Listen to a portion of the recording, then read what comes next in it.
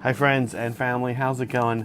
Hobby Collab folks, here is my Leviadon. This is where I'm at. Now I know you're thinking, wow, he really already did a lot here, and I kind of did. I'll talk about what I did, and I'll talk about what I have left to do on this thing.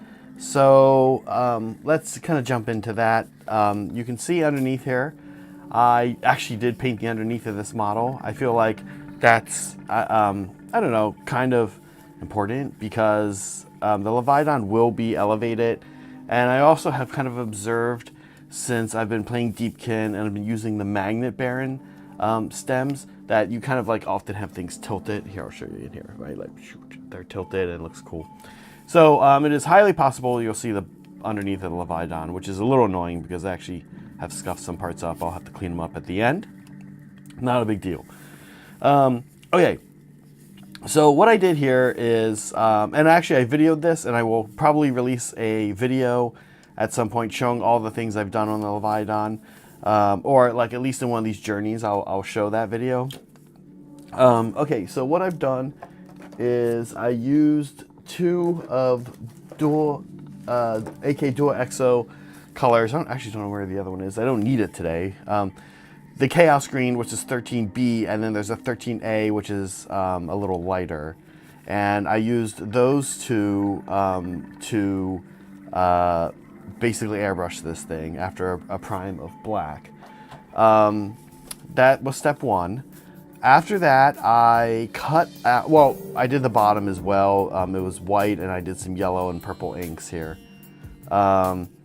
Yes, of course I'm going to be using the Howdas, Nick. I know some people don't do that for some reason. I mean, that's where the elves are. That's where the actual Deepkin are. Gotta have the Howdas.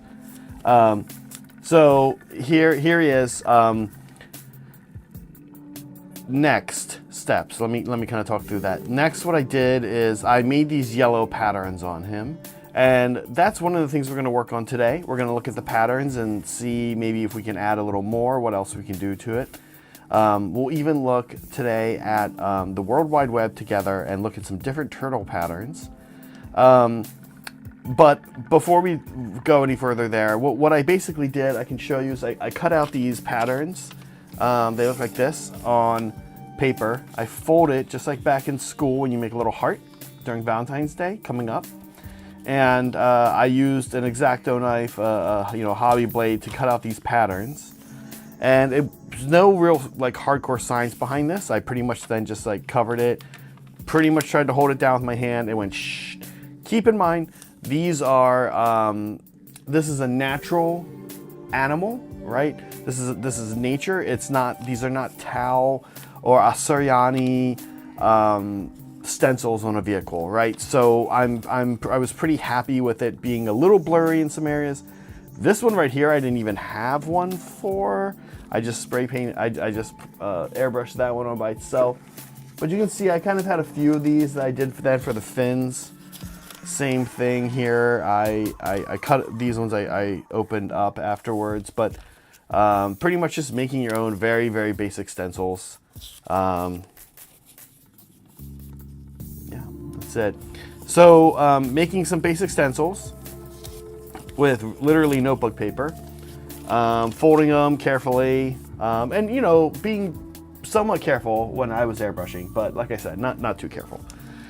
So I did that. Then I used AK Gloss Primer and gloss varnished this whole thing, and then I used my new favorite white ink, which is this Dollar Rowney white ink. I've been using a lot of Dollar Rowney recently, and I really like it. I actually found this white ink to be quite amazing. I was able to get a lot of ink down in here, like very easily. The top part's fairly easy to do. It's sort of actually these bottom parts that were a little tougher. And sometimes I was real careful and neat about it, and sometimes I was kind of sloppy. I would just like slather it on. I did water this down a little bit, by the way. I did water it down just a little bit. So sometimes I would just kind of slather some on and literally use my thumb. Not a lot of awesome promotion of any kind of hobby tool here today. Notebook paper, thumb, water, most of the tools I used. And so this is kind of where he's at. Oh, after that, sorry, so I did the ink. You can see I'm gonna do a little ink touch up today, I think, here with us, just kick us off. And then what I want to do today actually is, after touching up the ink for a bit, is I want to go in and do little, I want to play with the pattern a little bit more. I should say, I'm sorry, there's one final step I missed. Put the ink down in the recesses, the white ink, this dollar rounding. And then what I did is, after that dried, I matte varnished the whole thing. And then what I did is I actually took a fairly large dry brush. I think it was this guy right here. One of these Chronicle RPG dry brushes. Took a fairly large dry brush and took the green, that dark green I showed you, that I dry brushed, because some places the white ink had gone out of the cracks and made a little film. And you'd be shocked at how easy it was to clean that up with a dry brush, because it's white, and so the dark green just went right over top of it. Didn't mess with the look of the turtle too much. And at the same time, I sort of liked it because it also allowed me to start to put some more natural green, like back on where the yellow spots are. So it all worked out pretty well. Definitely a strategy I would recommend if you're being kind of sloppy with white ink and you have large surfaces of mostly just one color.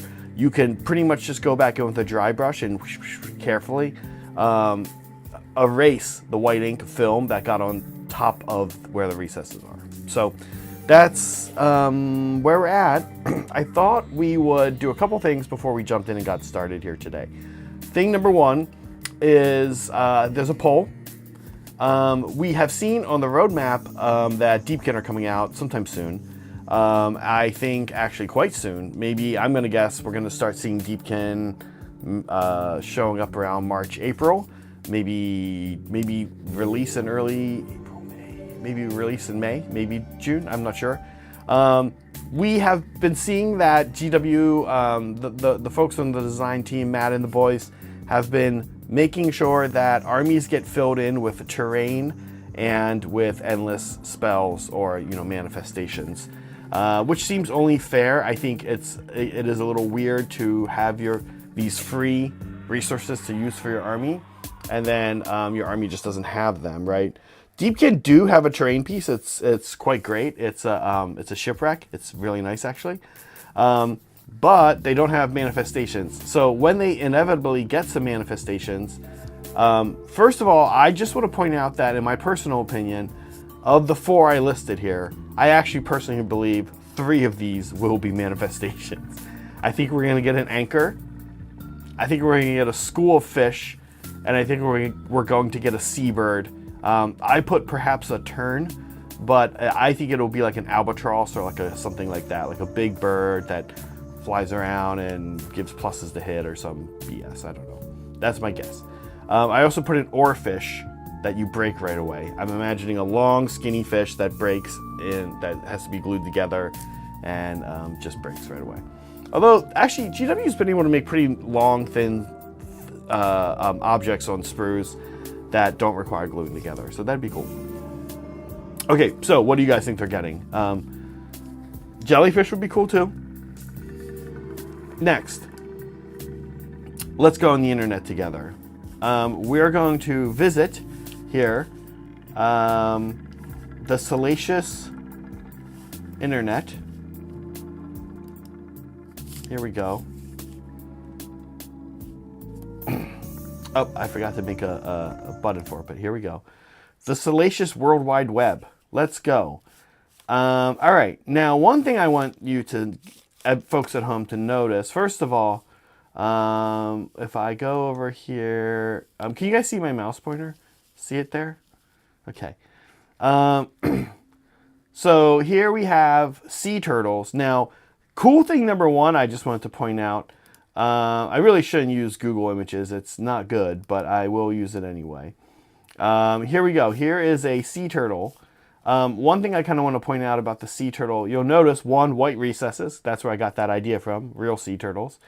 The other thing I think is very interesting about sea turtles, we look at this guy down here, is you'll notice that their pattern, their camouflage pattern, is not, I thought this was kind of interesting. the camouflage pattern, this is actually maybe a better picture, is not exactly purely related to their material. In other words, you might think, well, their fin would probably be one kind of pattern because it's like a different, it's not quite the same as the shell. But actually, that's not how it works, is it? As you can see here, when you look at a sea turtle, they sort of just have the same pattern all over them. The pattern and coloration, the pattern is much more evident on the shell than it is on the fins. A lot of, I think that is because of all of the white recess stuff going on the fins and the head. The shell is these kind of large segments and you get space for the pattern to form. So that's sort of cool. You don't really have to do the shell different from the fins. That's sort of not how turtles work. They kind of have one color underneath of them and one color above them, regardless of if it's the shell or the skin from their fins and their head and their tail, etc. Okay, so that's thing number one. Now, thing number two, and where we're at here today, is looking through some of these sea turtles. I want to sort of figure out some ways here to incorporate some more colors onto the shell part of the turtle. Now, I'll go back here to what I've got. You can see, we'll come back to the salacious internet in a second, but you can come here and see that I've got yellow, green, white so far. If you guys have seen the rest of my Deepkin army, there is a lot of yellow, there is some green, there's some purple. I have a lot of different colors going on, honestly. And orange is another one. Orange and or purple, but honestly, specifically orange, is sort of what I'm thinking I'd like to work in here today. So I have a few ideas based on what turtles I saw online. One of my ideas involves using a sponge. There's a sponge. And sponging some orange, kind of very, very, very subtle orange, little coloration elements around where some of the yellow is. And I think that's probably what I'll do. Real quick here, though, let's just jump back to the Salacious World Wide Web and see if I can kind of figure out where this orange might work and how this orange might work. Here we are looking at sea turtles together. Here's some sea turtles doing different things. Swimming, a lot of swimming. Okay, let's look at this guy. That is a painting of a sea turtle, but that's actually good. I don't know if folks at home, you know this or not, but in a lot of animal watching communities, like birding and fishing, and then you check a fish, they actually prefer often to do drawings instead of photography, because animals have so much variation between themselves, even within a species, just like humans. And if you were to look at a photograph, that would sort of be like looking at a photograph, trying to identify a human, and like looking at a photograph of Timothy Chalamet, and it being like, here's a human, right? But that would only really work if you found a human that looked like Timothy Chalamet. So it could be confusing. So instead, what people do is they draw sort of an amalgamation of the common features of a bird or a fish, like this one here, a turtle, and they say that's what you're looking for, right? And it actually helps identify better than a photograph, which is sort of interesting. Okay, moving on. You can actually see, I don't know about you guys, but when I jumped into this project, here's another drawing. That's kind of a good example. Here's a leatherback. I actually haven't been looking at the leatherback. I think this one, I forget what this one I have been, this main kind of brown and white one. They're not as colorful as I remember. I feel like I remember sea turtles being all kinds of crazy colors. There is one I think called a green sea turtle. Green sea turtles. Let's have a look here. No, maybe not. I can't remember what its name was, but a little more, I recall that one having a little more going on in its shell. So as far as nature goes, pretty boring. Thanks a lot, nature. Not the best motivation or the best ideas for a sea turtle, although it did get me to where I am here today. which includes the recess washed and the pattern. So I'm pretty happy with where this guy is at now. I think we are now just going to try to figure out some patterns here.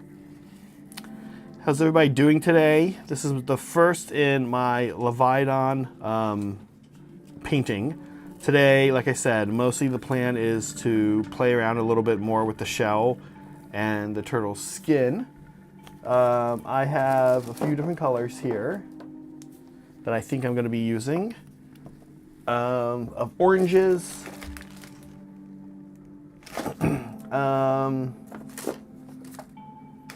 I think that might be what I'm looking for. Although, to be honest with you, I might have to go grab one because these are both somewhat thin. They're going to go on kind of thin.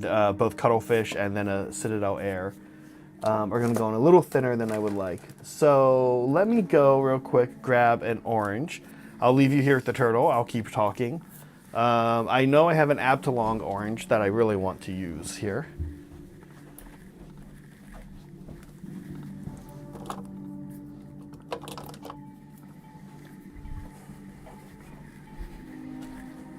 Great. Okay. It's always nice when things are where they're supposed to be. Okay. So let's see. Here's my tweezers. Gonna set up my little sponge. I really want this tiny, so I think you want this tinier than this. You definitely could use like a blade or something. I'm also gonna kind of do a little, you can see, pulling this guy apart a little bit. And then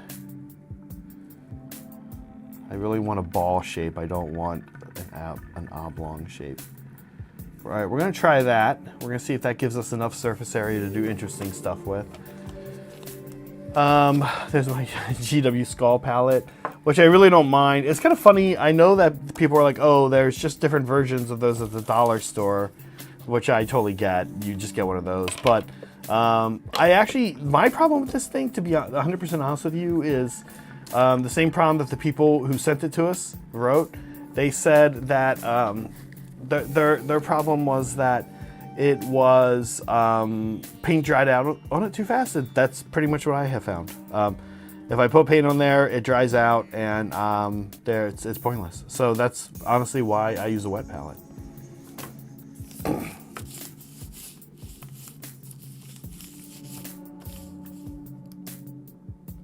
Okay, I'm going to make this a little bigger because my eyes aren't good.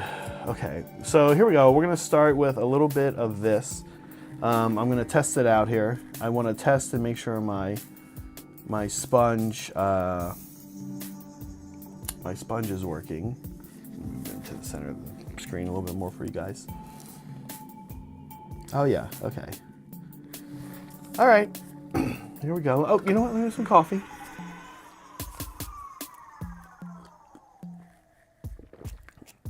It's weird just having coffee on journeys. Just slurping. Okay. Let me readjust a little bit here.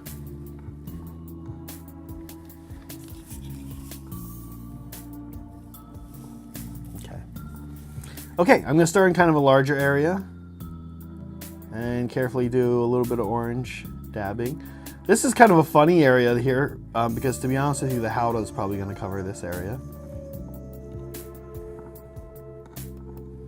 That's okay. That means that's a great place for me to get started and see what it actually will look like.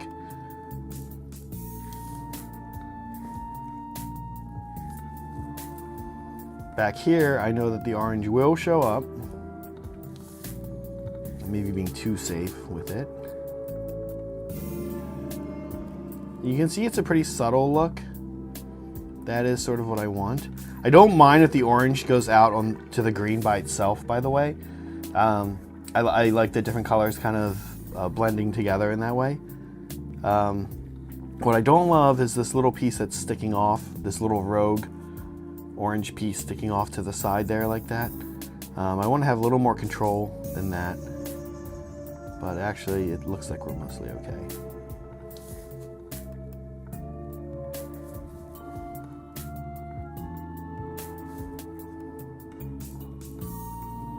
Doing sponge stuff has been something that I really started doing a lot last year. And I have to say I've been pretty happy with it. It's been a pretty interesting thing that I've started to do. I'm sort of surprised. My assumption is always that it would look like it was sponged on, right? Like it would look not amazing. But I've been pretty happy with it, honestly.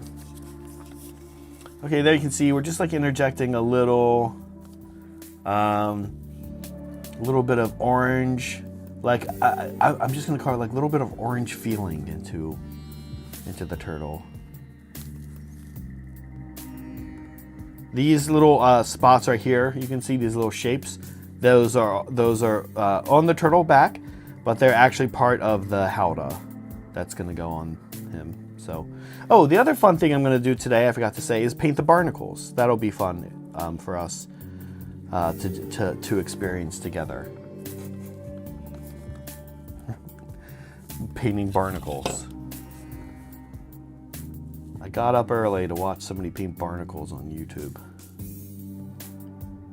Although I guess I don't know where you'd be getting up early. It's 11:30 here. Okay. Do a little more back here. Kind of just putting the orange where, like, it is sort of mostly where the yellow is where I'm going with it. But again, like I said, I'm also pretty fine with the orange kind of going off onto the green. And in fact, there are some places down here I might just put some orange by itself.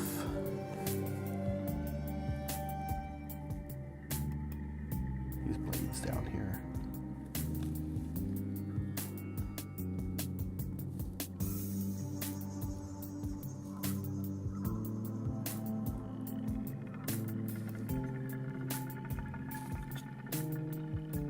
Okay.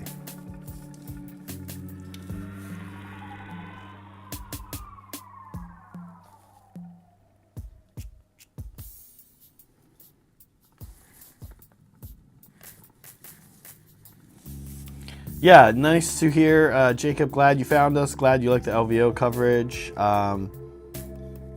It was our first time, and we had a lot of fun doing it. We learned a lot. We've been invited to stream in a not inconsequential number of other places, to be honest with you, over the next 18 months. Some as far out as April of next year. That's very cool. I guess the real pro at live event streaming is War Games Live. I guess he has not been doing AOS. I don't know. I don't watch War Games Live, and I guess that makes sense because I don't really think he's been doing AOS. And I'm not as into 40K at the moment. Nothing against it, just not where I've been devoting my mental headspace. So I guess there's been a real absence in streaming online AOS events. Streaming AOS events online. Maybe we're happy to do it. We don't know. It's a lot of, I hate to sound dramatic, but it's a lot of calculated risk. And so I don't know how much of it we'll do in the future. I think I can say for sure that you've heard us talk about Old Town Throwdown events in Southern California. We are streaming Old Town Throwdown. I think we can 100% officially confirm that yesterday. We are going to stream Old Town Throwdown. That's in August. But I don't know how many other events we'll stream. I think it really, a big factor is driving versus flying. And if a place can say, hey, listen, we want you to come stream, and we're going to give you this to cover your room or something like that. Otherwise, Vegas did very well for us, but it was Vegas. So, it was sort of like, we know every other event won't do as well as Vegas. So unless something's getting covered, or unless it's close enough distance and something we want to go to anyway, like Old Town, which fulfills both of those points, then I think it's something that we really have to kind of figure out, like, does that actually make sense to do? Okay, so I'm thinking that this is kind of nice. I sort of like how this came out so far. What I think I am going to do now is take this Cuttlefish Demon Fire Orange, and I'm gonna see if I can get it to show up a little bit over top of some of the orange I did, like kind of like a highlight. I might sponge. I might also stipple with a brush. I'm kind of looking at some of the brushes I have nearby here. We'll see. What do you guys think? Orange, was the orange worth it? It was pretty easy to do. I really like Cuttlefish paint a lot, but it is on the transparent side, which I like about it under most circumstances. I could have just grabbed another orange while I was over there, but we'll see if this even looks good. I'm going to use a new little sponge piece. Yeah, we absolutely did pick up a lot of subscribers, no question about that. And we have seen our numbers kind of across the board bump up a little bit, which is great. So there's no question that it has some value for us. But because it's really not like a core awesome part of what we do here, we just want to be careful about it, because me, Megan, Saray are really critical. Well, we're really conscious is the better word. We're very conscious of work-life balance, and so the idea of sending people out to something that doesn't really do much for us, and you don't get to play, instead you just kind of sit there. I personally enjoy it, but I don't know, would I enjoy it as much if I went up by myself and I didn't have my friends, and I didn't have Megan, I didn't have Saray, I didn't have John, and I just go out to Milwaukee and sit there and talk about the games, and I don't know. So it's kind of hard to be 100% sure what the future of it is for us, but we are interested in it, I will say that for sure. Okay, putting a little bit of the light orange on.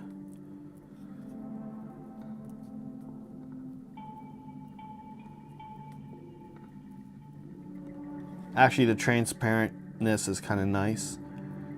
I think it's a little more subtle. And it allows the darker orange to show through underneath, which I like. One of my favorite things about painting the Deepkin army is it's really the first army I painted where things are just different colors. I love I love kind of having my armies have a hard matching unified look to them, like Tau or a Saryani, and 40k. Even though I do appreciate the Eldar, how the Eldar have the aspect the aspect warriors that you paint a little different, and how Tau have the Kroot. But still, I like getting a lot of matching going on. And AOS, I think I always feel a little less obligated to do that in AOS. I guess because it's a fantasy world, not a sci-fi world. Some armies I think really benefit from that, like Lumineth. But even they have, the different wings of their... even they kind of have, the different wings of their... forces, right? The different temples, and so I kind of like that about Sigmar.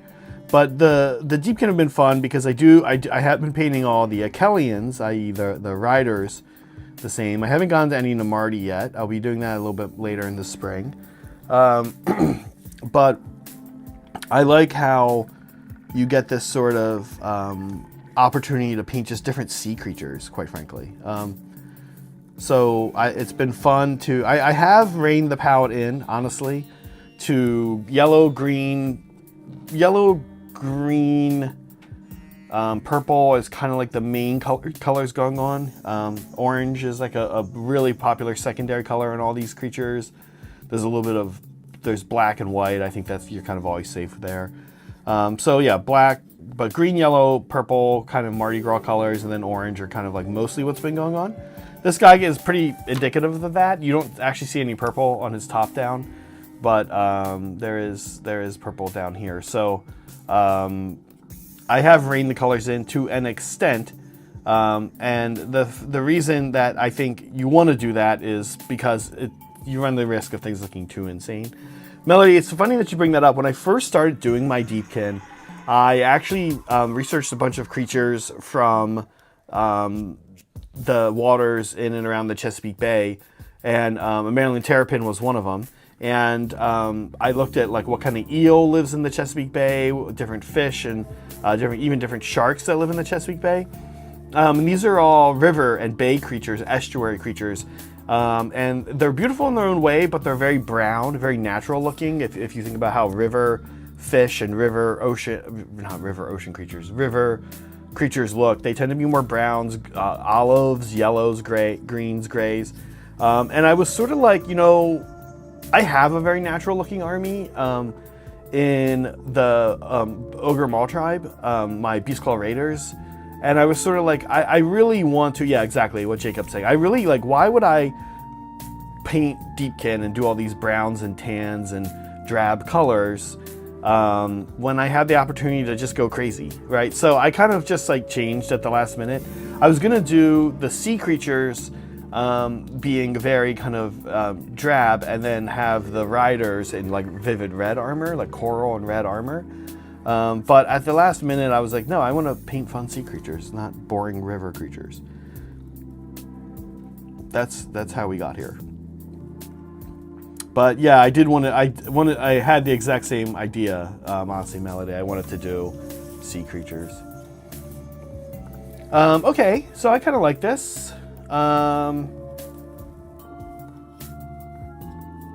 Little specks of the orange. I actually really think the lighter color orange was kind of a big deal. I think it sort of matured the look. And like I said, one of my fears about sponging is sometimes it just looks like somebody just sponged something, right? Like, which is what happened. But you don't want it to look like that. You want it to maybe look like that when somebody gets up close and kind of really checks, or if they're like, how'd you do that? And you're like, I sponged it. Then they look and go, oh yeah, I see that now. But you don't want it to be so telegraphed, I think. And that is my problem. And I think that the second color that was a little more translucent, able to live over top the top color, let the top color peek through, but also kind of do its own thing, was exactly what I wanted here. So I win. Okay, cool. There he is.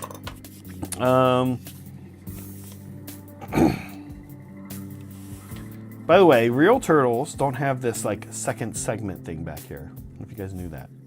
Hopefully you did. Okay, what do we think? Not fishing for compliments, but you know what? I don't need to ask you guys. I can just put my glasses on. Oh yeah, there we go. Okay. Funny, to see how it looks, I'm not looking at it itself. I'm looking at it on the monitor. That's when you know you're fully become a psychotic YouTuber, because you're like, I don't really care what it looks like in person. Everyone's gonna see it on camera. Okay.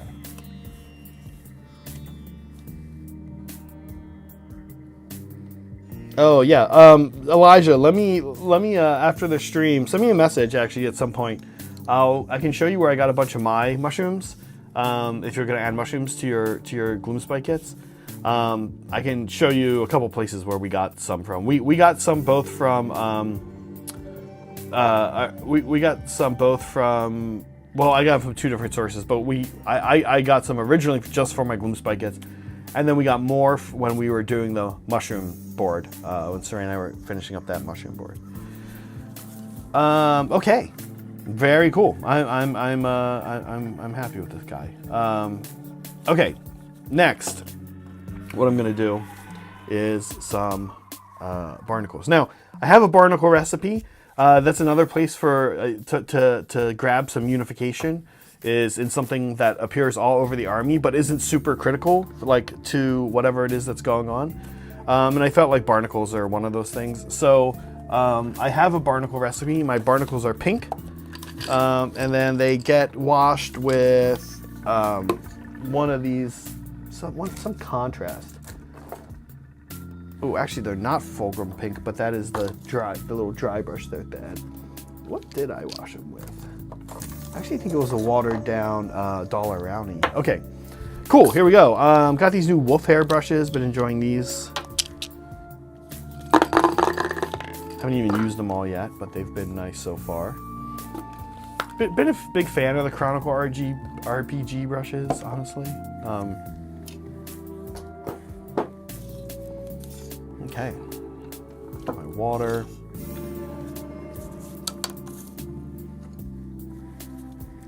Do a little mixing here.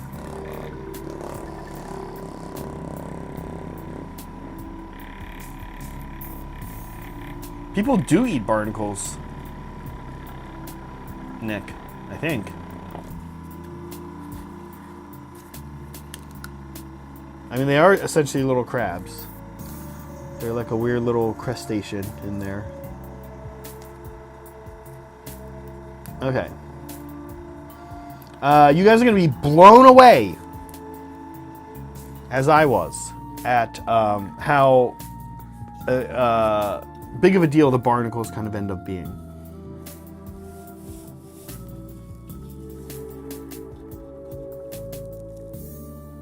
All right, let's find some barnacles and start putting down some paint. Here we go, barnacle time.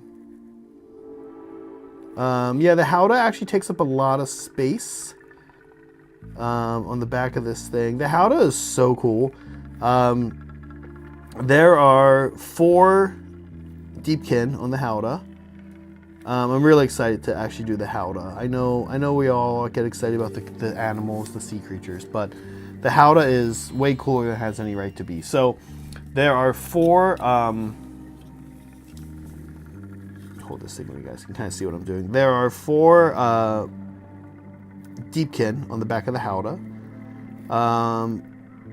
One is actually standing on the turtle shell and is steering the turtle. We'll talk about that in a second in the lore. There's kind of some interesting lore about how Deepkin get their mounts. And then, yeah, so that's one of the Deepkin, and then there's 2 working the crossbows, the harpoons, because the turtle actually puts out a lot of firepower, believe it or not. It has the firepower of 2 sharks, so that's cool. And then the last guy's my favorite. He's the Void Drummer. He's playing like a giant drum, like a timpani, basically, that they have on the back of this thing. And what's really cool about the Void Drummer guy, we'll see him when we get there. Might get there next week, I'm not sure. I actually want to put a lot of work into the turtle itself. But the Void Drummer is cool because his mask is definitely the coolest Deepkin mask out there. It doesn't look like the other ones. It's like, it doesn't have anywhere for him to see. It's like this flat metal thing. It's super cool. So I'm actually pretty excited to paint those guys. The drum will be fun. Painting a drum skin that large is going to be kind of fun. A little while back, I think I got some gifted memberships from some people, which I always appreciate. So big thank you to, I think one of them was from Soups. Yay. Thanks, Soups. Oh, you got Melody. Awesome. And then also thank you, Chris, for getting Peter. Hello, Peter.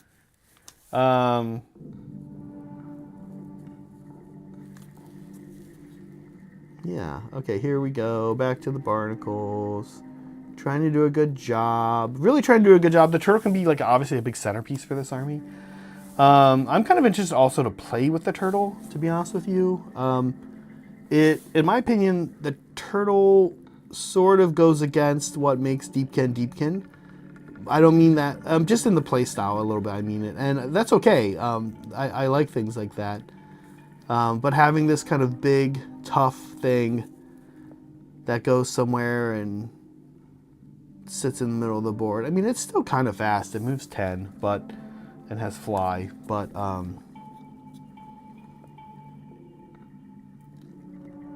you know, it's going to be interesting to work it in with a play style. It's actually not too bad. I can the list I ran the other day against John when he was playing Nagash, I can basically take out the sharks and the one wizard and fit this guy in, the little wizard. So I lose a cast and I lose 2 sharks, but I get a giant sea turtle.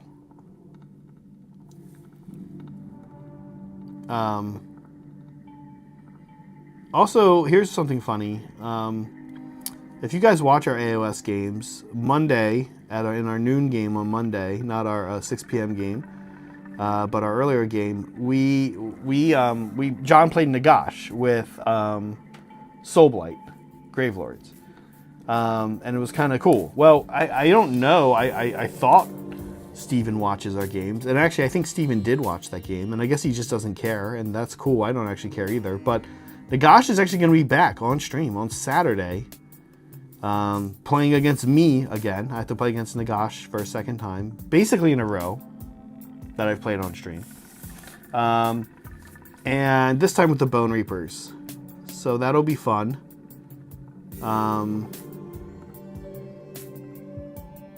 Yeah, we'll come enjoy Nagash Part 2. You know, we have we have all the Death Armies in like we really have all the Death Armies. Like, I can't express how much of all the Death Armies we have. It is absolutely the Grand Alliance. We have the most covered here. Should we do Nighthaunt with Nagash next, and then back to John for Flesh Eater Courts with Nagash? Should we just have Nagash and all the Grand Alliance and all the armies he can go into in the next in the next few weeks? Maybe. Why not? I'm gonna move this a little bit more.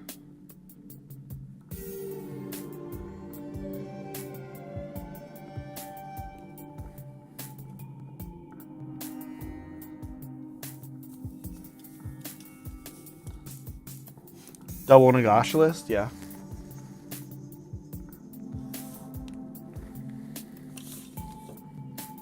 Oh, you mean just like Nagash versus Nagash? Yeah, that'd be cool too.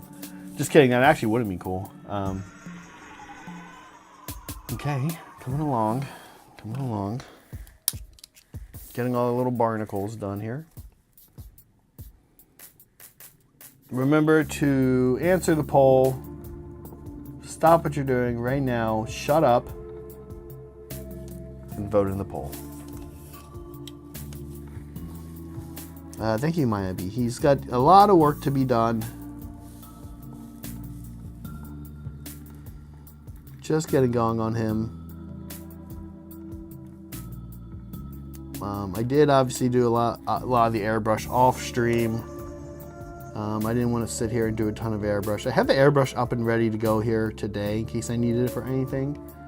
But I'm not sure that I do. Okay.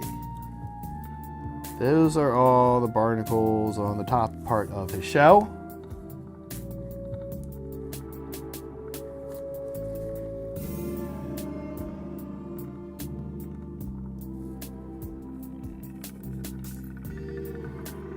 This back segment. I hate how much I'm touching this model. He has had a matte varnish on him though.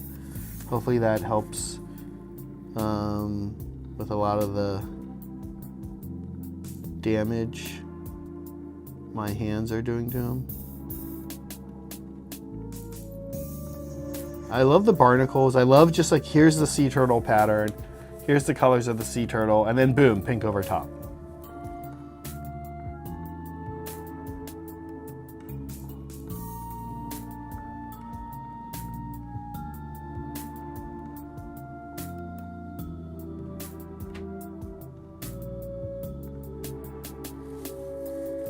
Oh, missed one. Missed a little barnacle.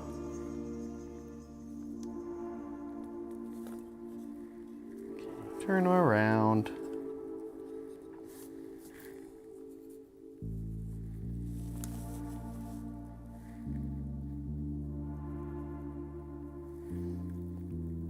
Oh, that's right. I forgot Meg has music on.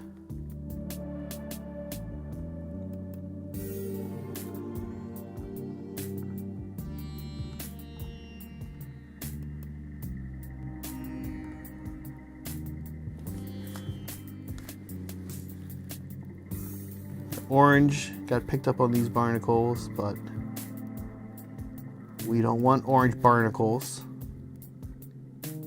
It's not what color barnacles are.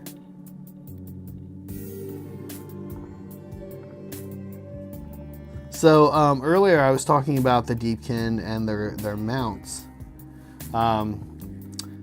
Oftentimes when we see elves in lore and they have their mounts, you imagine some kind of lovely story about bonding between the rider and the mount. That is not the case for Deepkin, actually. And in fact, you can see one of the things that's a hallmark of all the Deepkin mounts is that their eyes are covered with this plate of metal here, or plate of whatever. That's because Deepkin don't actually train their mounts. The mounts are too horrible and ferocious.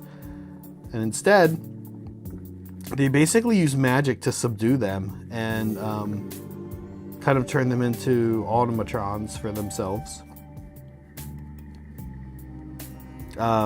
With the exception of the Deep Mare. The Deep Mare is the one the Achillean king rides. It's kind of like the horse, seahorse, horse creature. That is actually trained. And that's why you can see its eyes and its face. But if you look closely at Fangomora eels, or if you look closely at Achillean allopexes, which are the sharks, or this guy, you'll see that their faces are covered. Their eyes are covered. And yeah, that actually has to do with the ritual to bond that, to basically subdue them with magic.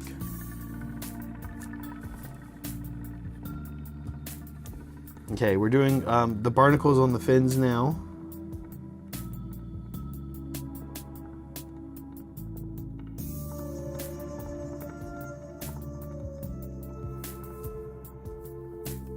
Which tend to be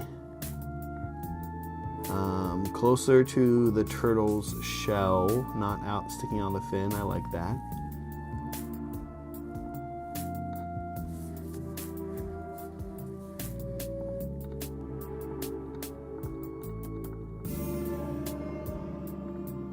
I need to find a color. You guys see these little spikes right here? Okay, I'll put my finger against it so you can... Those little spikes. I want to paint them a color. I think I actually want to paint them... maybe I want to make them yellow, or I might make them like cucumber, like the lighter version of this green. But I want them to be a different color. That's a nice little point of variation on the turtle. Here you can see the strap and the metal. This will be my metal color. I have a metal color I've been using for this army, in which I mix basically gold and and like chrome, and get this sort of sea treasure look is what I'm going for. Then I also will give it a really subtle wash and repeat with layers as needed. It's like ethermatic blue. It's a turquoise contrast, citadel contrast, and that is gives me this look I really like. That makes it look like very nautical sea treasure look, kind of a vibe, whatever the hell that is, whatever the hell that means.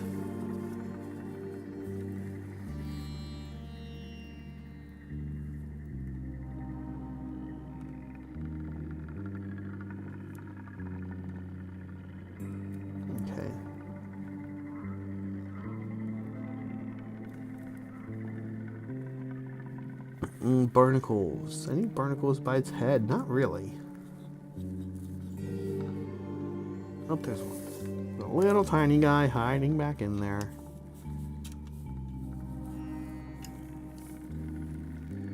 It's a cool model.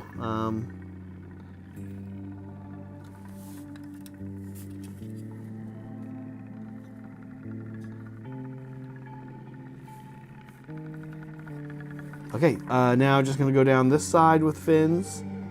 Then, clean up a few back here real fast. Then, we're gonna wash all of these. We're gonna put a little darkening shade.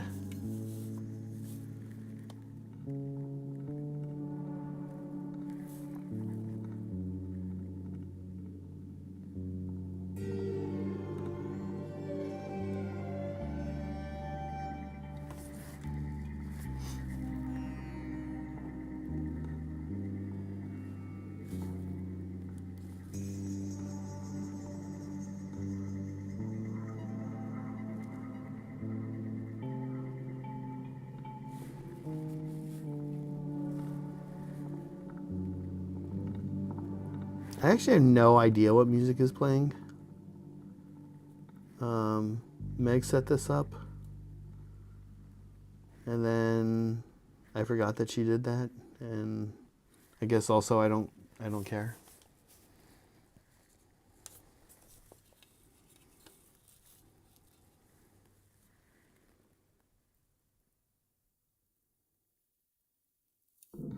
Yeah, my Abby, I'll talk about that in a second here. The way I did it was painted the turtle. I even had done the yellow at that point. And what I did was then I gloss varnished everything just to chill out the surface area a bit. And then I used Dollar Rowney white ink. Watered it down a little bit. Not really. You want to be careful how much you water it down, because if you water it down too much, it won't be crisp. It'll be like faded a little bit more. It is a little more faded back here. I was kind of thinking about going back and putting another layer, but I'm kind of okay with how it came out there. And a lot of this is going to get covered. It's almost like this is too much for me, actually, a little too vivid, and I kind of like it like this a little bit more. Yeah, and I used this and I watered it down, and so wherever I could, I was careful. But down here in the fins, I really couldn't be careful. So what I did is I took pretty thin layer watered down. It was all gloss varnished, and I basically took a brush. I'll kind of show you. I took a brush and kind of went like just all over it. And then what I would do, honestly, is be kind of careful with where I go, because I would then use my fingers to just take it off. Often kind of doing it a couple times to go against different directions, to kind of push it in. So my thumb was, pushing stuff, but also, to some extent, cleaning off the stuff from the top. But what I really finally did for the top part is, after that was all done and had dried, I matte varnished everything, and then I took a dry brush, a pretty big one. I showed this off. Oh yeah, here it is right here. This guy. I took a dry brush.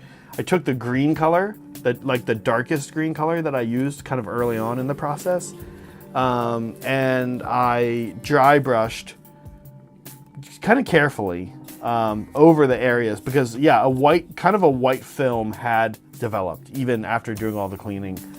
So in other words, you sort of plan on the fact that you're going to make a little bit of a mess and you're going to get the white on top, but you have a plan for getting rid of that, and that plan is just carefully dry brushing sort of dark green over top of it. And the dark green, I think, also kind of just helped to like blend and give it a little bit more of a natural look as well, because I didn't want, we don't want all the colors shouldn't be like so vivid and border defined all the time on a sea turtle. On some creatures they are, like on butterflies and stuff, but I kind of want a little bit of the nebulous of the different colors running together.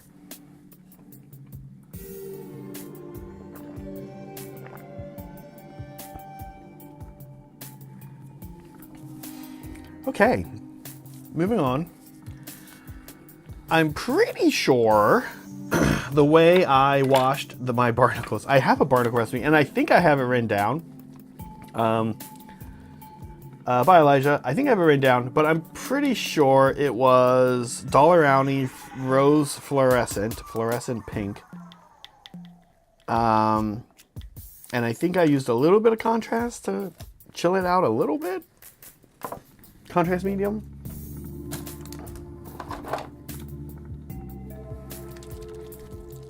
I think.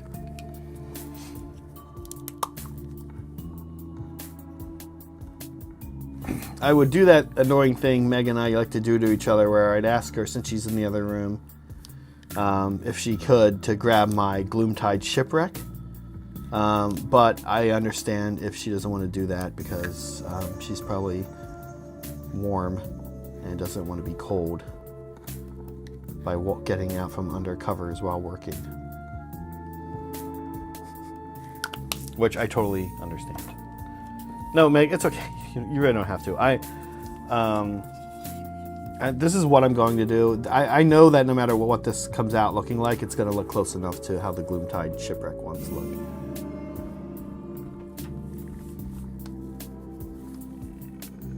Okay, so we're doing just the wash, and the wash is actually fairly subtle here.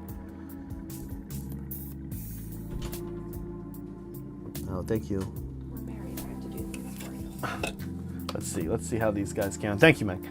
So here's I'll kind of checking. Well, see, the Gloomtide Shipwreck ones are just bigger. So here's my Gloomtide Shipwreck. I actually kind of need to finish this guy. I'm getting ready to do this stage at my Deepkin where I go through and paint all of the little sea creatures all over the place, including those on the ground. Like you see, there's a little manta down there. Looks like some squid and octopus arms, tentacles. Okay.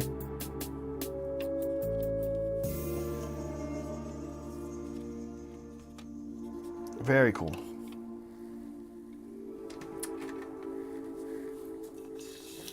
Cool model. Sorry, it wasn't I don't necessarily mean super cool paint job. Although I am happy with how it came out. Yeah, they do. I mean, they look super camouflaged right now, Melody, but I don't want that, actually. All right, this is, I added a little too much contrast, so I'm going to add a little more of the dollar roundy back in here and get back to washing these guys. Okay, and then the next step, the wash is nice too because it is subtle, but it does, once again, kind of help us get that like blended look. Even though the crustacean, the barnacle, is a separate animal, I don't mind a little bit of an illusion of the pink around it. I'm not purposely slathering pink all nearby, but if it colors little spots that I missed a bit, that's all for the better. That I don't like right there. I don't know if you guys can see that. That needs to get, that's a cleanup. Too much pink there. Clean that spot up.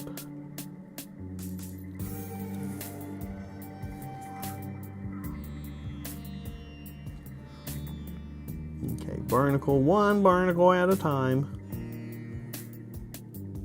One barnacle at a time.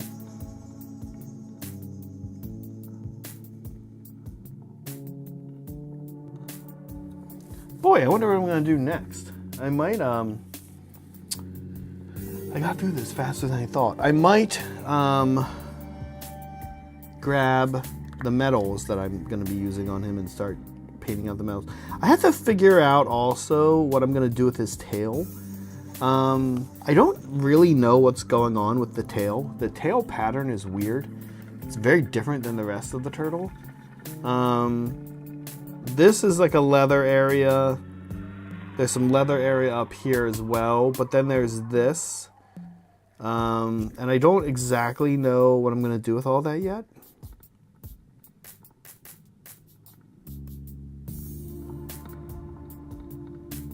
This Deepkin project for me was an opportunity to really start playing around with inks. A lot of this army has been painted with dollar roundy inks. What was kind of a honestly, I would say if there's a single paint line most represented, it is probably dollar roundy inks on these things.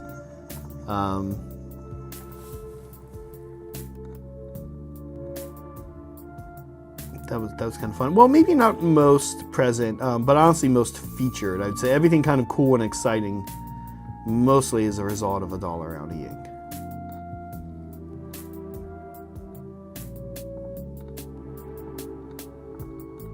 which I'm super into.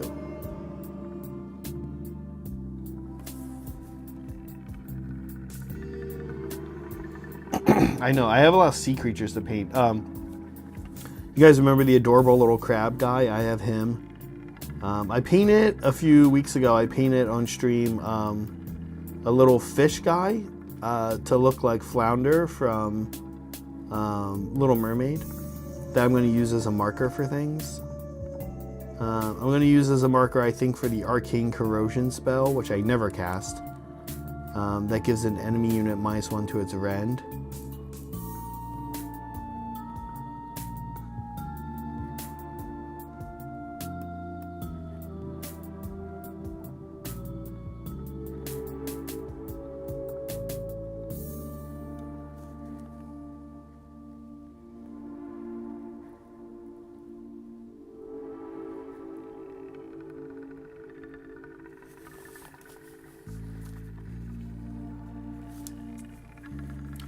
And I want to paint the crab as well and use him as a marker for something.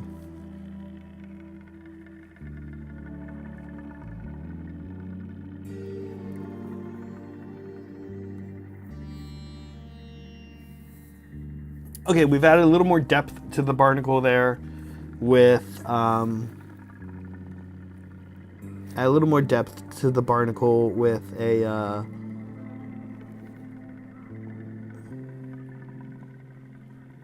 wash of a little bit diluted Dollarowny fluorescent pink ink over top of Fulgrim pink?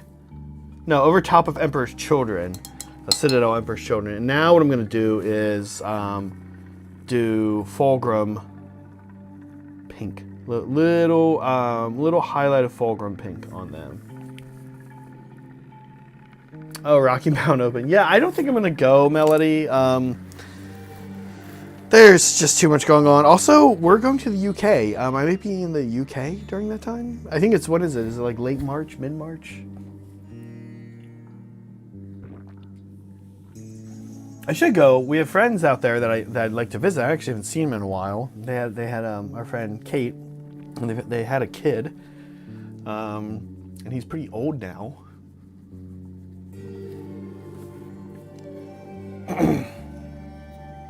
The sword and the sword and the spoon, we could call it.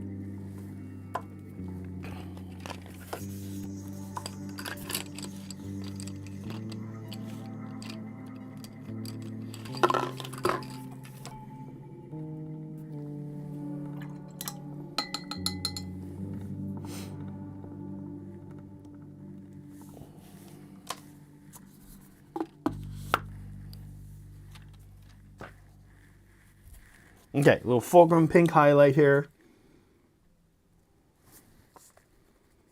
I slather a little on my wet palette. And basically I'm gonna like dot all of them. Strategically dot the barnacles.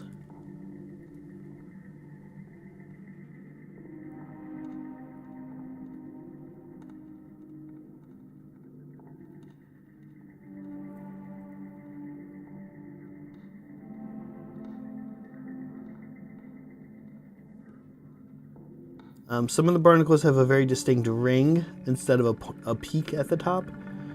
So for those ones, I'm kind of just going around the ring.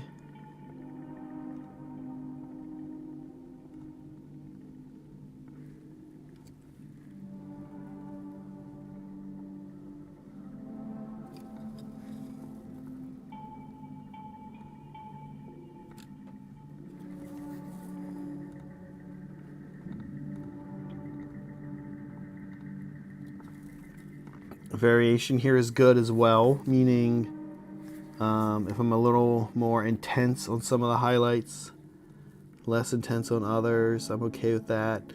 I'll be honest with you, if it's still wet from the wash and that blends in a little bit, I'm not going to complain there either. I'm kind of happy with however the barnacle wants to be.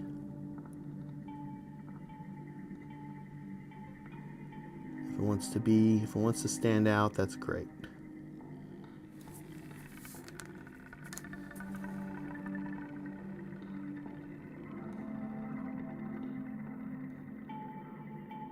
Who am I to tell the barnacle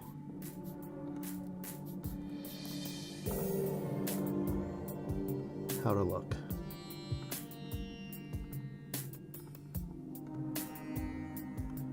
This one's, yeah, still a little wet. I kind of like that.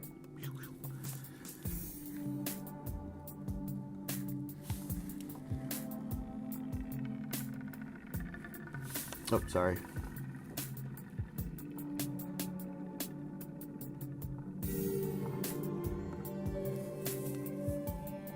Okay, there we go. Cruising along here.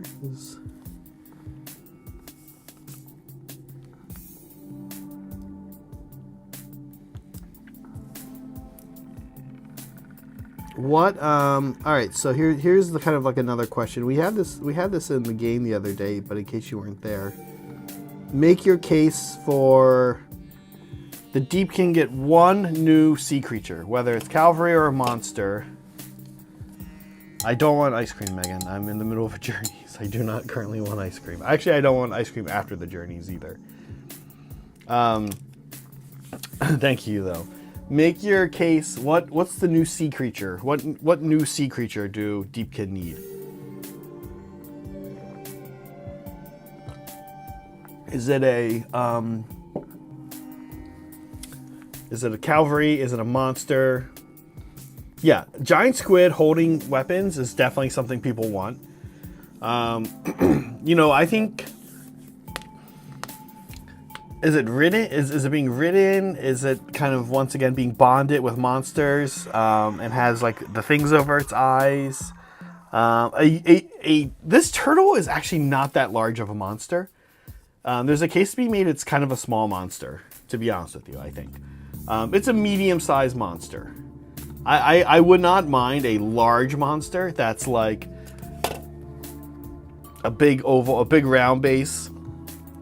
With like the squid kind of coming up out of it, that'd be super cool.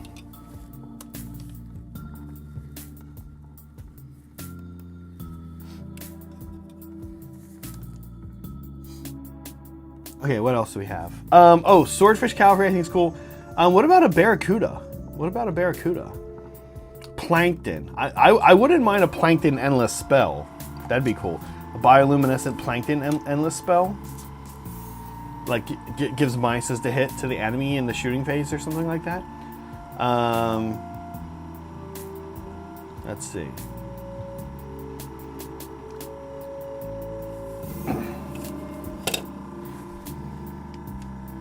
Anglerfish would be cool. Liberty, I'm kind of with you on that. I do like the idea of something rather large, but that's not supposed to be that large. So we already have the shark. Which is like a weird large size cavalry that doesn't exist that often in the game. Not a lot of units, armies have like here's my large cavalry unit. So I don't know, like, because I was thinking barracudas would be cool, and we also don't need like a small cavalry unit because we have the eels. So anglerfish could be cool. Like I feel like it. You know what would be cool for anglerfish is not an Achelian riding it, but an Asharan, which are the wizards. So make it like a wizard vehicle where the lore does something, and he's also like a wizard one or whatever. That would be super cool. Let's see what else. Swordfish cavalry, yeah. Again, we already have the eels. Orca and narwhal would both be cool. Like on its own, not with guys. I see. Yeah, I love chambered nautiluses. They're like such a cool animal. That'd be really cool. Yeah, there's a lot of very cool options. I want like an Achelian prince or princess that's like a surfer, and they're just like surfing on a manta, and it's like a little infantry character that's like maybe on a large size base. Maybe it's a named character and it just goes like 18 inches, just like hauls butt, just like a fighty little character, maybe wizard one, but just like this like little infantry character that can just haul butt. That'd be super cool. And it's like surfing on a manta.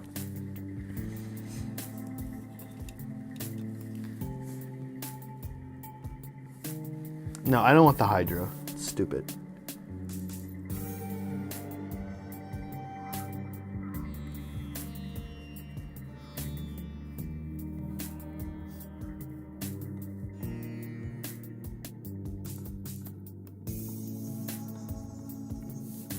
Can I get this right?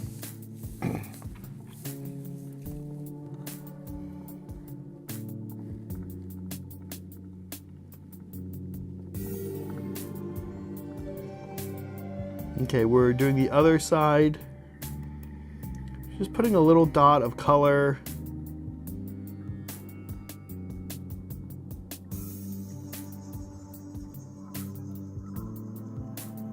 This is the fulgrim pink, little highlight here.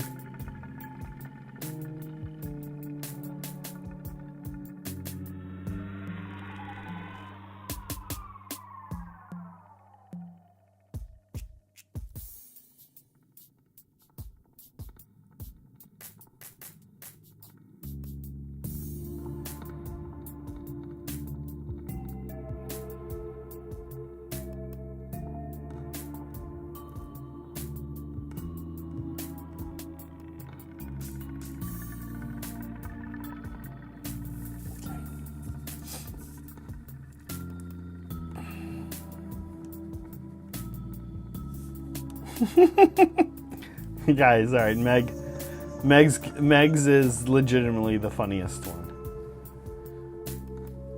Blue whale takes up the whole board, immediately goes to legends.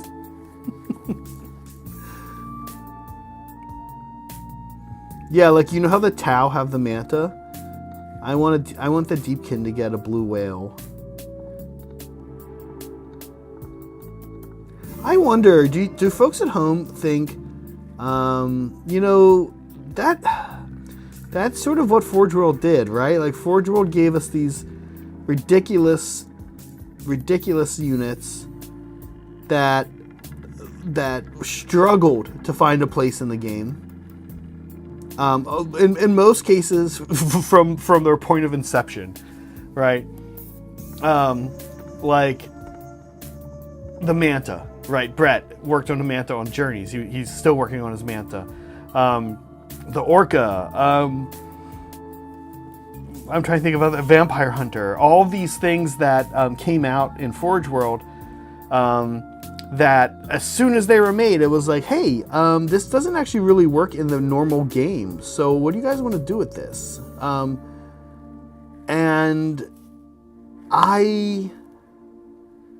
then on top of that, they've been really sort of like, well, okay, here's how the rules are. You can use it here, but you can't use it here. Blah, blah, blah. And I'm kind of wondering, you know, without Forge World really being around anymore, are we going to get anything like that? Are we going to get, like, yeah, are we going to get a giant Deepkin blue whale ever? And then, you know, you come to find out, you can only really use it if the game is 2001 points or more, or whatever. I don't know. I guess I'd be a little bit sad if we didn't. You know, if that kind of thing was over with. I don't know. Like, Sigmar has so much less of it than 40K does because Sigmar is so much newer. But like that is, I don't know. It is kind of fun. It's kind of an interesting thing. It's like these aspirational ownership goals, right? Of getting a Manta or getting a Warhound Titan or whatever it is. And it's like, dude, when are you ever going to use that? And you're like, I don't know, once a year maybe. Like, that's all I need to use it. That's what's fun about it. I'm making this giant thing. I'm taking it to my event, and that's going to be it. I'm going to play in that one event, and that's it. Or like, we'll have a day at my house, and we're going to have like 4 of us, and I'm going to be allies with this other Chaos army where I use my Chaos Warhound Titan, and you guys are going to be Tau and a Manta or whatever, right? Like, is that fun? Like, that's fun, right? That kind of stuff is fun. Like, whether those games go well or not well, you always remember those games, right? So are we going to have those kind of like member berries models anymore? Like, just like huge things that come out and you get to play? Like, I mean, Kragnos, Nagash, they're great, but they're not quite that level, right? You know, you get Kragnos, he's this big, you know, you can fit him in a regular army, you can take him to a tournament. It's not quite the same as that like super bizarre, you know, thing that doesn't fit in the game anymore. Okay. So here's where he's at. I'll be honest with you. I think I have some highlighting to... Oh, no, that's not. I have a lot, actually, of things to do. Never mind. Ignore that I started acting like I didn't have much left to do. Okay.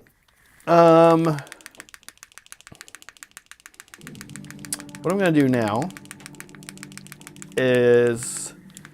well, a couple things.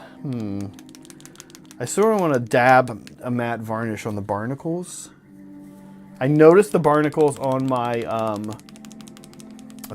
don't think I matte varnished the shipwreck yet because I think I want to paint the creatures. I noticed some of the barnacles, the paint was chipping off the little points. Those barnacles are a lot bigger, and I've been using that piece in game and moving it around and using it for photography and stuff. But why not? We had the time, yeah. Mix a little matte varnish, or not mix, but put a little matte varnish here on the wet palette. And I'm just gonna dab a little matte varnish on each of the barnacles. I know Saray would want me to do this.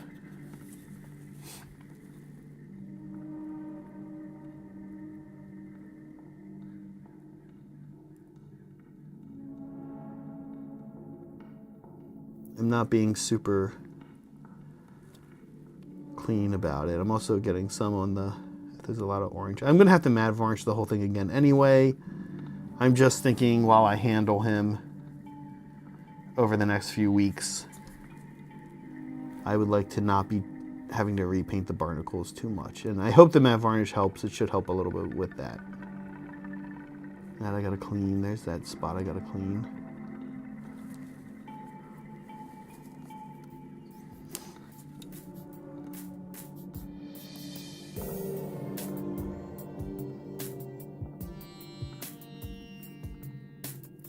Folks, if you are new to the channel, I do appreciate you being here. We appreciate you being here. And we do a lot of Age of Sigmar games. We do a lot of Age of Sigmar content. We do other content too, hobby-wise. We've played some Blood Bowl. We might play some Blood Bowl again in the medium future. We're gearing up for some different things coming down the pipeline. As far as Sigmar goes, we have a few obligations we made back in December, including some narrative Sigmar coming up, some competitive tournament. We kind of like playing Sigmar all the different ways. So be on the lookout for that. If you're a subscriber, we super appreciate that. Listen, I'll show for membership. Consider becoming a lab rat. Our lowest member, $4 a month. I think it's the cheapest Warhammer subscription in the YouTube universe. For the cost of a cup of coffee, really, for real. Actually, for real. Actually, cheaper, probably. Depending on where you're getting your coffee. If you're getting coffee at home, probably not cheaper.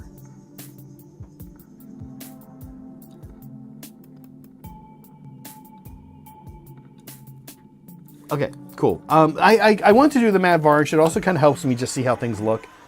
And I don't know, it's a big deal for me. Like, I want to see how things are. Yeah, I just said it. There's no other way to say it. Looking. Okay, cool. So far, so good on this guy. Do a little zoom in on him for you. See where this turtle is at.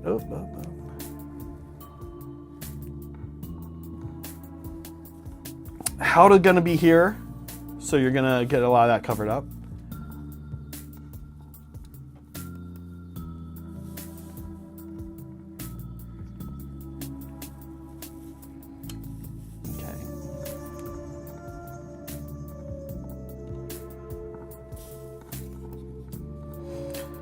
Okay, some areas where I do have some thinking to do and might work on. I think I'm gonna have a face day on this guy where I work on the head and the. You know what? We'll probably do a head and tail day where we work on the head and the tail. The head is really quite cool.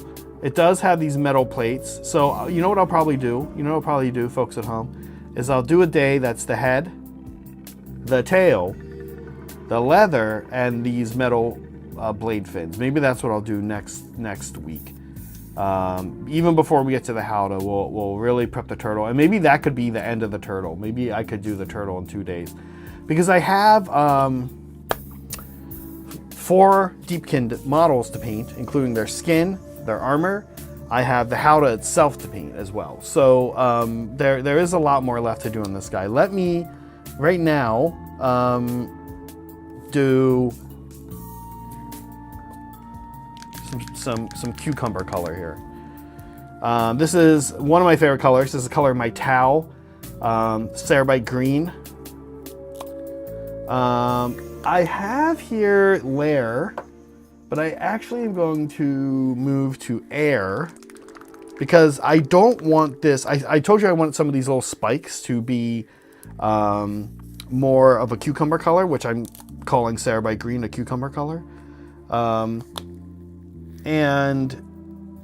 I want to do like a wet blend after the fact kind of look. Here, I'll show you. I'm even adding a little bit of water to my brush here.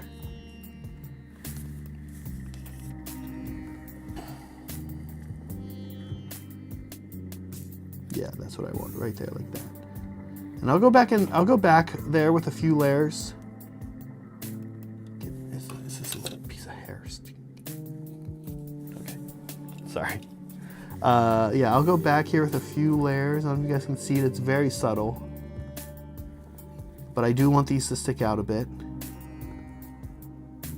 visually, and you know, physically they stick out a bit. So I would like them to stick out a little bit visually as well. You see I'm almost just kind of setting the paint down there. It's Citadel air with a little bit of water, so it's quite thin. This guy has got too much orange on it. I'm gonna clean it up here. I'm worried that I'll never cover.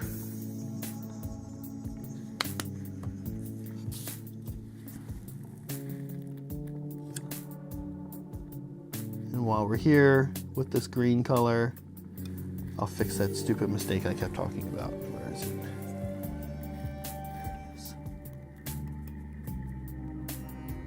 it? Ooh, so satisfying. So effing satisfying. There we go. Look at that. Okay.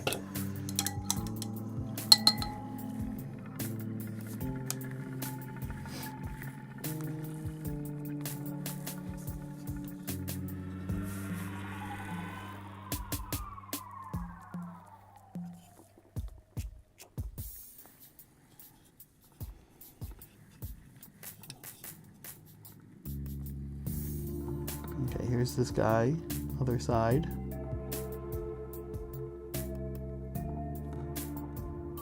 Again, sort of just setting the paint there. Ty, thank you for the membership. Ty, that would be awesome if you came to Old Town. We would love that. Depending on how many of us go, we haven't actually gone to Airbnb for Old Town, normal Old Town. But depending on how many of us go or how many other people go that we know, like you, Liberty, if we can con him into going,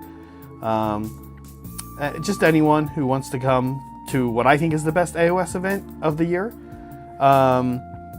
maybe we could get an Airbnb. That could be fun. We've done it for teams. It ends up being kind of a good deal. Also, some people just like their own hotel rooms. I can appreciate that. Okay. So yeah, these are cucumbered up a little bit here.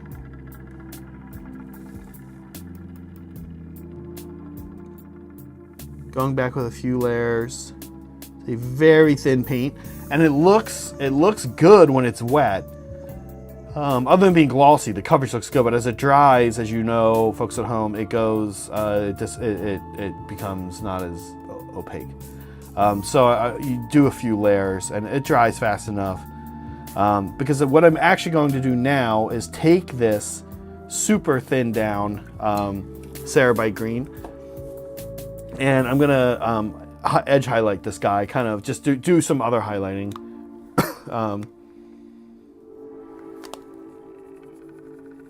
On this model with this color.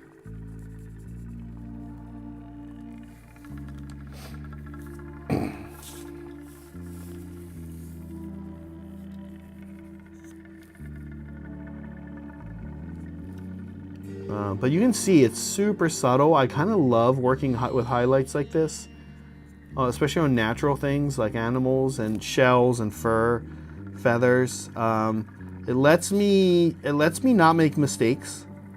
It lets me just add, you know, like it's like going in the Photoshop, or even better Microsoft Paint, or even better Mario Paint, and just going in with the spray tool and just doing a little bit at a time.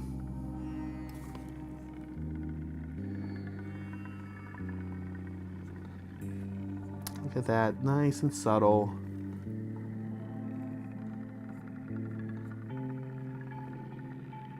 I need this stupid thing to win me some stupid painting awards. If I don't win any painting awards this year, Saray and Megan said I'm out. They're firing me.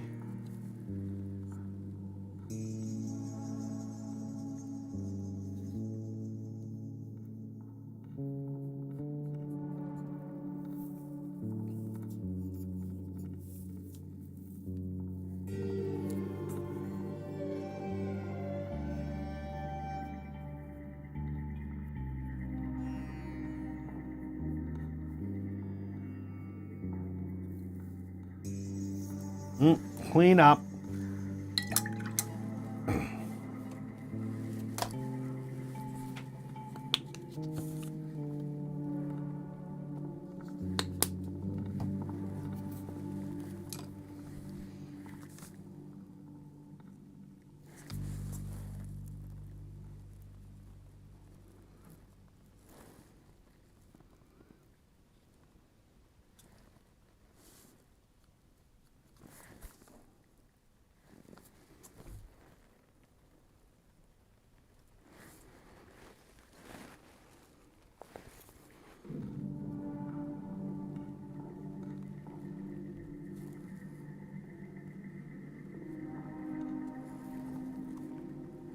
Just a little cleanup there too. While I have the green on this brush.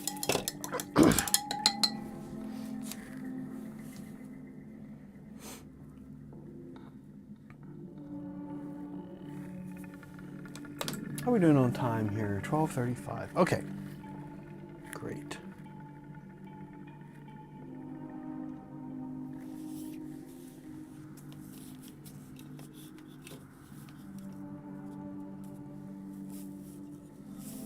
I need to update my bingo card. I finished the Abhorrent Cardinal for Flesh Eater Quartz, so John can start using him on stream. I have finished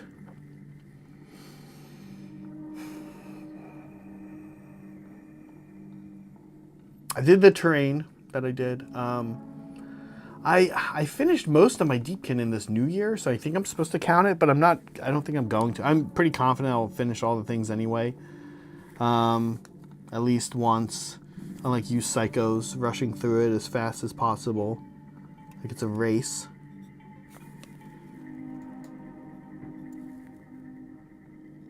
I actually want these little spines even lighter in color, so I am gonna do that. But you know, like I said, right, for now I'm going nice and easy here with the Cerebite green. Just real subtle here. Don't know what's going on down here with this spike. I think it's part of the natural turtle and not something the Deepkin have added to it. But again, we want to be very subtle here. Same with this tail. This tail is currently very yellow.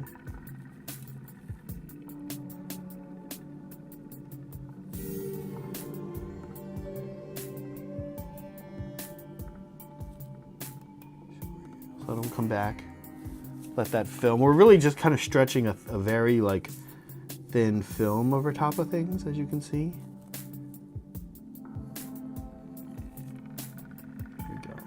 Here we go. Do a little edge highlight here on this as well.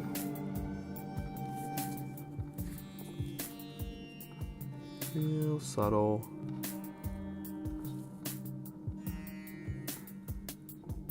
Maybe too deep into the model, so I'm going to just clean that up quick. Okay, do some of these spines. Just subtle. Nice and subtle. Here we go. Yeah, we're kind of going up and down now here and doing these spines. If you haven't caught on to where I am doing this subtle highlighting.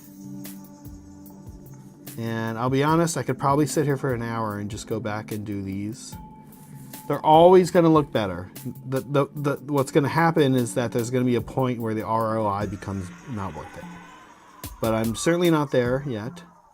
And I can sit here and I can just, I'm kind of working my way. After I do one, I jump back to the one before since it's dried and kind of go up one more level on that. You can see how it's nice.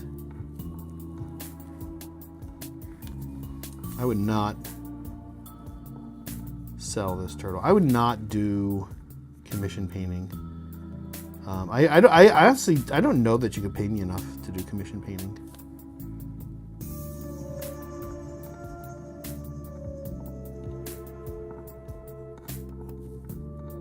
And if you think about it, I kind of do commission painting, right? Like, currently what I'm doing is I paint armies and then I don't even play them, right? Other people play them. So I sort of already do that.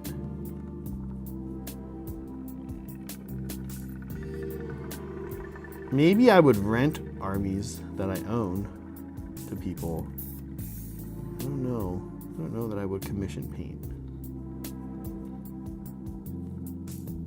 You really, I think it's hard to cobble together a valid income that way, especially in the Bay Area. I think you probably have to be somewhere very inexpensive to make that interesting.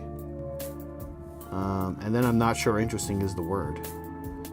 You work from home. You know you're your own boss. That's becoming increasingly valuable as bosses decide being an asshole is amusing. Our overlords are getting angrier at us. No better time to just exit the workforce, quite honestly. Not telling anyone to do that, but it's more and more tempting, I know, for everybody each day. So that's the nice thing about painting, commission painting, but getting that to work for you is pretty tough.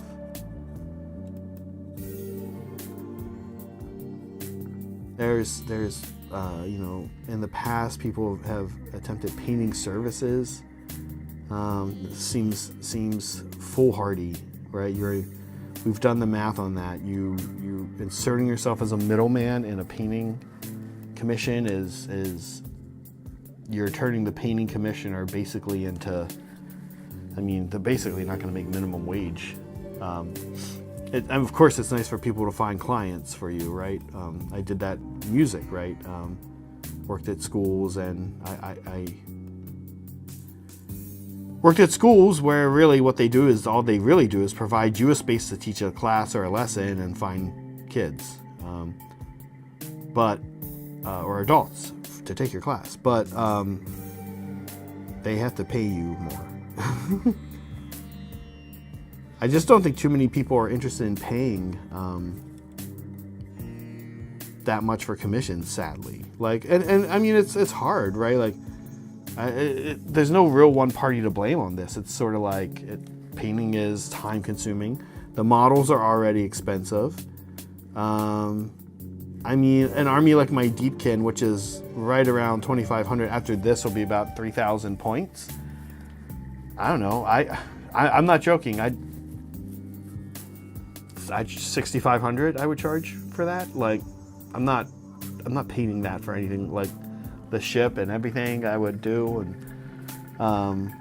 minimum I think I would charge like my prices would just be stupid. Whenever somebody's like, all right, I want to commission you, I'd be like, okay, cool, $10,000 for 4,000 points of Imperial Guard. I would just charge too much, and it'd be stupid. It's not worth it.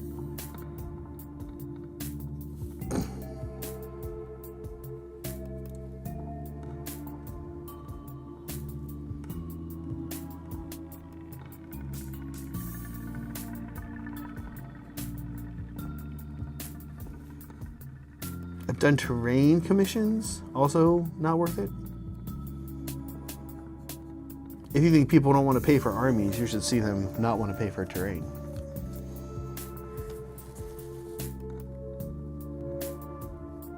Again, kind of can't blame them, you know.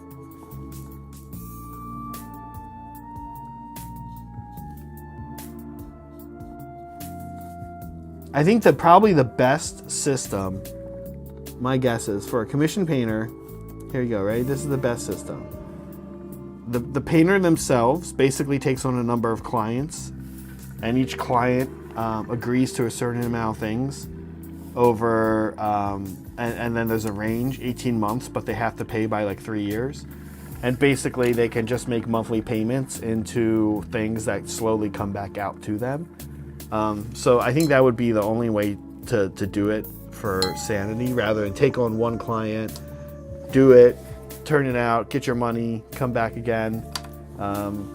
You'd want to feel like, okay, cool. Every 2 months I drop $150 to this painter, and he gets the $150, and he gives me, and then he's got this schedule of what I'm getting over the course of 3 years or whatever. That would give the painter an opportunity to kind of figure out how much more they can take on all the time. The painter doesn't have to kind of be like going from one huge project to another huge project. They can just basically have a number of people more or less on a subscription service, basically.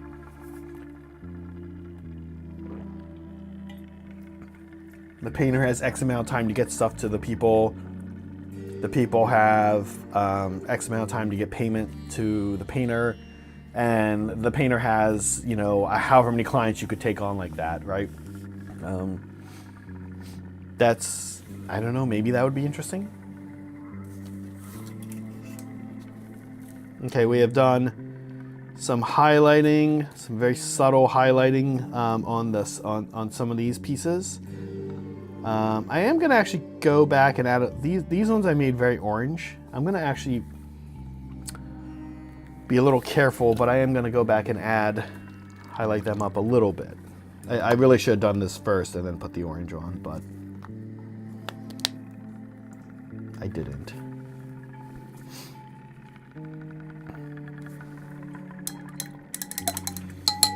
Folks at home, how we doing? What's everyone working on? Are you working on work? Are you painting? It's pretty early for many of you in North America anyway, and in Europe it's later, because that is how time zones work. Pretty cool. And but those of you, whatever you're doing, what are you doing? What are you doing?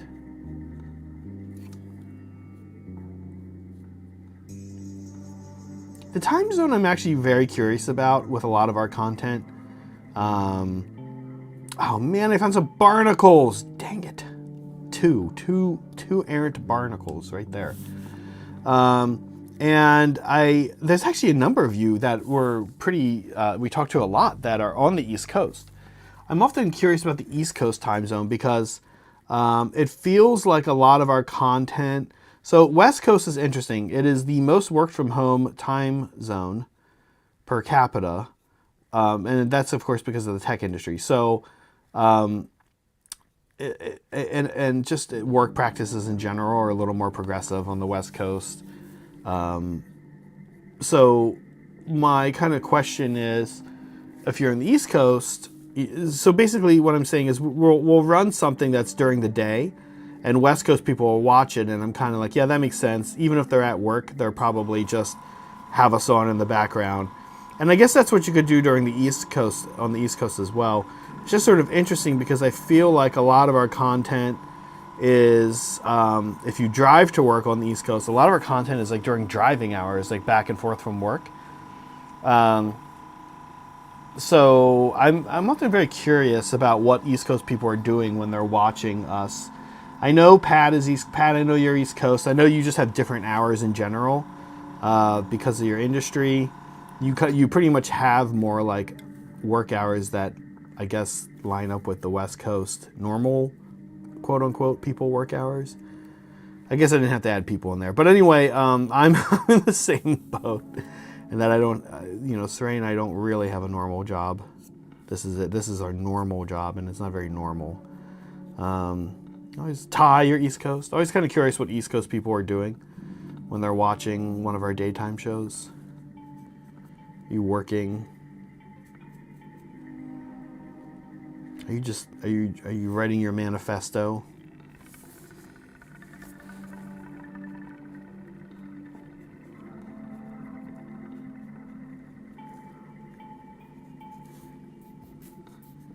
Okay, Mr. Turtle, you're coming out pretty good.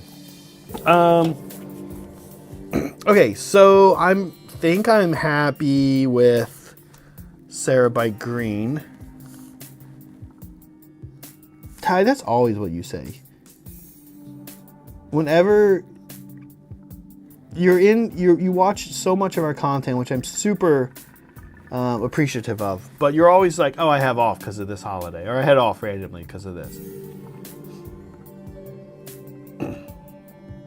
Do you guys think Ty is actually like a wealthy baron prince, like a Saudi prince who doesn't have to work in just school schedule? Oh, that's right. I know you work at a school. Very different from my other theory that Ty is a trust fund child and just doesn't have to work. Working at school is actually the opposite, it turns out, of that.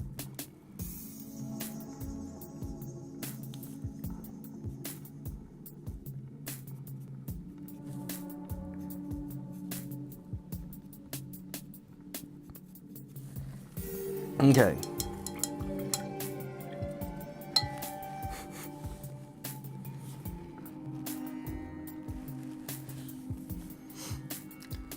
Okay.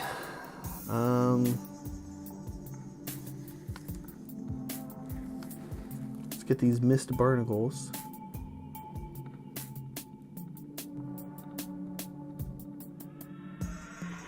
I'm really doing everything for this army. I want to be able to. I'm not playing an Old Town Throwdown, which is very aggravating. But I want to be able to win awards with this army. I know. Yeah. If you become too chatty in chat, I end up just putting you on blast. It's really bad. It's disincentivizing. I know. I shouldn't do that. I shouldn't say, Ty, you watch too much YouTube. I think that means you can't possibly have a real job. You must just be a Saudi prince.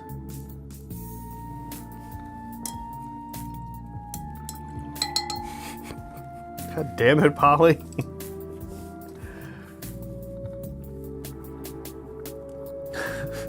Hey, get him out of here. No, I'm just kidding. Yeah, I know. Soups, but you've never claimed, you're never like, oh, I can catch the stream because I have this random holiday off.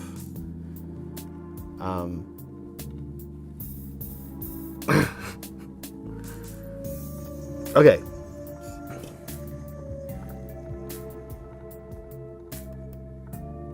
Let's see, where are we at with this guy? Oh, I know. So I did the highlights a little bit, but I actually want to go up another level, be a little more aggressive on some of the spines, and so I'm going to use this color that I whipped up on my own. This is 1 part Cerebite green and 1 part Uthran gray, and I always have this stuff because I use it on my towel. This is like the final airbrush color on my towel. No, actually after this is Uthran gray for the highlight. But it's pretty much a custom one-on-one, not very original blend of Uthran gray and Cerebite green. That's an air paint that I use to highlight Cerebite green. You'll see. Here we go.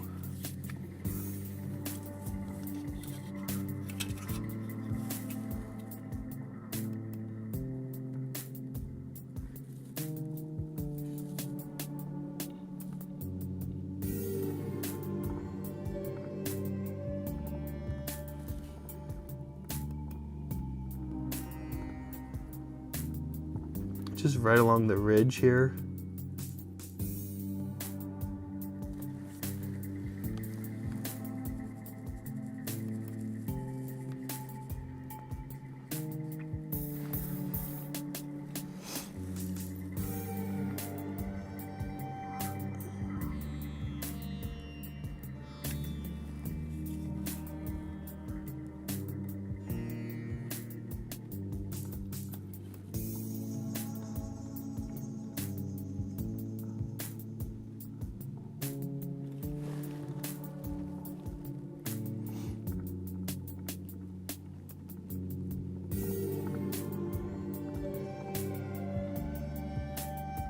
Again, a pretty subtle, it isn't air paint, so it doesn't, in other words, like I said earlier, I'd rather have to go over everything a couple times than have a very, very big, stupid, vivid mistake that I suddenly have to wash off or paint over or whatever, right? Okay, there we went around his shell, his front shell. Doing a little cleanup here.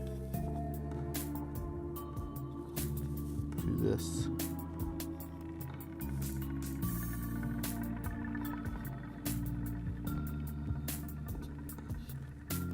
There we go. And now we're going to go around his back. Again, just kind of right along the ridge. I'm tending to put the highlight forward towards his head. These are really satisfying. Nice edge of brush ones right there. Very satisfying.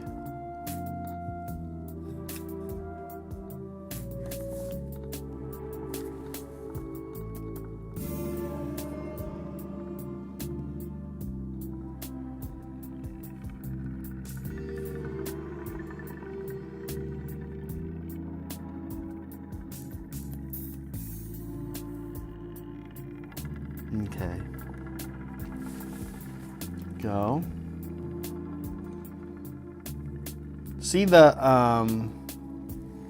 doing those spines, those outer spines, I think really adds a lot. And the pink and it's gone from looking purely like a camouflage thing to like a really, in my opinion, kind of like a very vivid, a lot of vivid silliness going on, which is kind of what I want. Not silliness, but you know what I mean. Just nice coloration. These are the little spines we started all of this with. This process here. We'll bump them up a little bit more with the Cerebite and Uthran gray mix.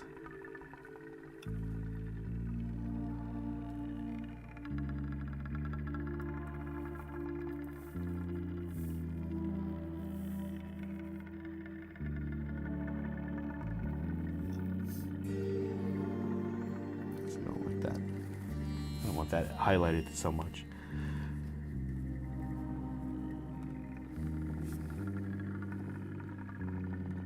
Sybarite?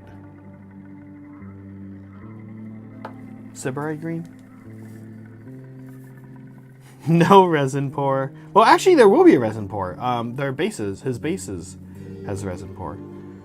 I don't know what to do with this spine down here. I sort of don't know if I'm gonna keep it. I kind of like the idea maybe of this the turtle having different color tail spines. For now, I'll go ahead and highlight these ones up green. This yellow one, I don't know what's going on, but I might take an airbrush and do something different with these. I sort of like the idea of something just different going on in the back here. Meanwhile, let's take a look at what we have coming down the pipeline on this guy, because I sort of like where I'm at. The rest of this week, I'm actually not going to work on this guy too much off of journeys for the next month or so. And it's kind of nice for me in that way. Wednesday 11 a.m. is like my work on the turtle time. So I sort of like that. Oh, you know what? While I'm talking, I'm gonna go grab the Howdah, and you guys can kind of see what's going on there. Oh wait, it's right here. Okay, so here's the Howdah. It's got the traditional penis shape from the top down. Exactly like a penis with the balls and everything for some reason. Not sure why they did that, but it is 100% penis shaped Howdah. So we fit it in. Yeah, there you go, just like that. That is the Howdah, where it goes. Okay, pretty cool, right? This is so cool. Okay, this is such a cool play set. Then we have the dudes. Here we go. Okay, here's the. Actually, let's go in order of coolness, starting with the least cool. Although they're all pretty cool, I'll be honest. So we've got riders. We've got the crossbow dude and the crossbow dudette. Here is. He goes here. And he's like, hey guys, get fucked with that crossbow. Actually has 4 shots that hit on 3, wound on 2, rend 1, I think anti-monster, and 3 damage. Kind of nasty. It's 2 sharks. It's the firepower of 2 sharks. Okay, then you've got her. She has actually kind of an interesting mask that other Deepkin don't have. It's almost like a little cat face mask. You guys see her mask? No, you can't see it. No, you really can't. Okay. Well, it's there. Anyway, it's different. We'll get a closer look when we paint her.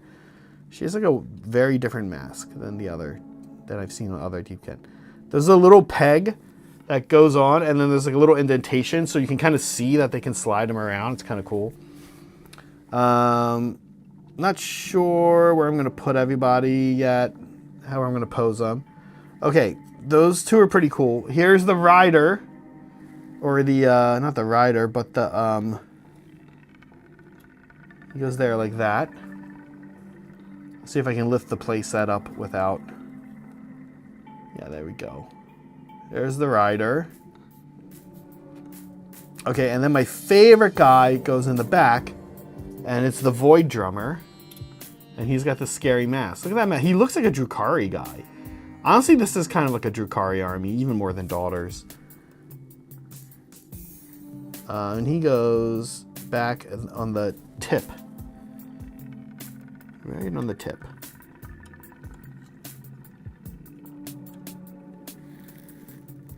Okay, and he plays the drums. He plays like it's called the Void Drum. It's what gives them their 5 of ward.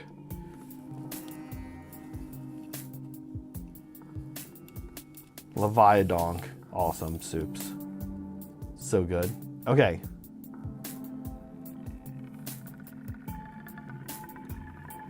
Honestly, super cool.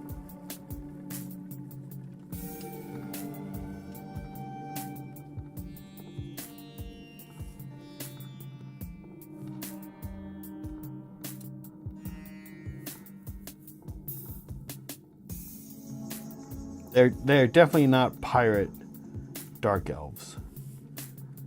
They just want souls, liberty.